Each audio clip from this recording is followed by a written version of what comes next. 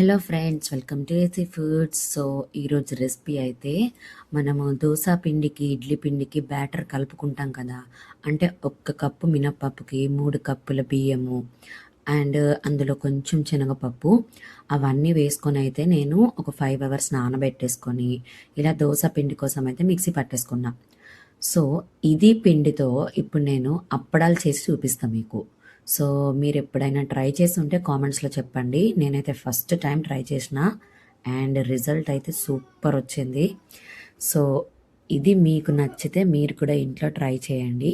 So 1 cup పిండితో అయితే try చేసిన. మరి ఎక్కువ క్వాంటిటీస్ చేస్తే అవి సెట్ కాకపోతే పిండి అంతా వేస్ట్ అవుతుంది కదా అని. సో 1 కప్పు దోశ పిండికి 6 కప్పుల వాటర్ అయితే పోసేసుకొని మంచిగా ఉండలేకుండా కలిపేసుకోండి. అందులోనే కొంచెం టేస్ట్కి తగినంత సాల్ట్. సో ఇక్కడ మంచిగా పొంగు రానివ్వండి. ఒక్కసారి ఇలా పొంగు వచ్చిన తర్వాత ఇందులో చిల్లీ ఫ్లేక్స్ అండ్ కొద్దిగా కొత్తిమీర, కొద్దిగా జీలకర్ర అన్నీ యాడ్ చేసేసుకోండి. ఇంకా మీకు ఇష్టమైతే పచ్చిమిర్చి కూడా వేసుకోవచ్చు.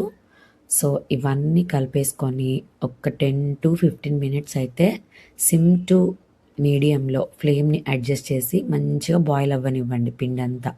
సో మొత్తం దగ్గర పడిన తర్వాత ఇలా చల్లబడిన తర్వాత కన్సిస్టెన్సీ చూపిస్తున్నా కదా, అలా ఉంటుంది. సో ఇప్పుడు మొత్తం వడియాలు వేసేసుకోవడమే. సో మినప వడియాలు ఎప్పుడైనా మనము ఇలా బయట కొనుక్కొని తింటూ ఉంటాం కదా, అలా కాకుండా ఇలా మినపప్పు బియ్యం 2 కలిపి మినప వడియాలు కూడా చేసుకోవచ్చు కదా అని నాకైతే ఐడియా వచ్చి ట్రై చేసిన. అండ్ నిజంగా రిజల్ట్ కూడా చాలా బాగుంది. మీ ఇంట్లో ఎప్పుడైనా దోశ బ్యాటర్ ఇలా మిగిలిపోతూ ఉంటే, దోశ ఇడ్లీస్ ఉత్తప్పాలు కామన్ కదా, సో ఆ పిండితోనే ఇలా సమ్మర్లో వడియాలు చేసుకుంటే బాగుంటుంది అనేసి నేను ఒక చిన్న ట్రై చేసిన, అది సక్సెస్ అయింది. సో నిజంగా చాలా చాలా బాగున్నాయి.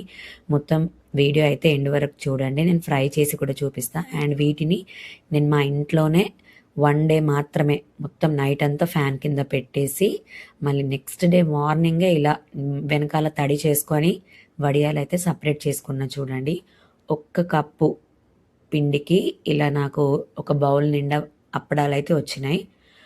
సో మీరు ఇంకెక్కువ క్వాంటిటీలో చేసుకోవాలంటే పిండి డబల్ చేసుకుంటూ నేను చూపిస్తున్న మెజర్మెంట్స్ అన్నీ కరెక్ట్గా ఫాలో అయిపోయి చేయండి.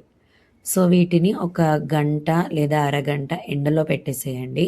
సో మొత్తం ఎండలో పెట్టేసుకున్న తర్వాత ఫ్రై చేసి చూపిస్తున్న చూడండి, నిజంగా చాలా అంటే చాలా బాగున్నాయి టేస్ట్. అండ్ ఇవి పప్పులో కానీ రసంలో కానీ మంచిగా పెరుగన్నంలో కానీ నంచుకొని తింటే ఎమ్మి ఎమ్మి అండి. సో ఈ సమ్మర్లో అన్ని వడియాలతో పాటు ఈ దోశ పిండి వడియాలు కూడా ఖచ్చితంగా ట్రై చేయండి. మీకు ఎలా కుదిరిందో కామెంట్స్లో చెప్పండి. అండ్ ప్లీజ్ నా వీడియో నచ్చితే చిన్న లైక్, షేర్ అండ్ కొత్తగా చూసే వాళ్ళైతే మన ఛానల్ని సబ్స్క్రైబ్ కూడా చేసుకోండి. Thanks for watching.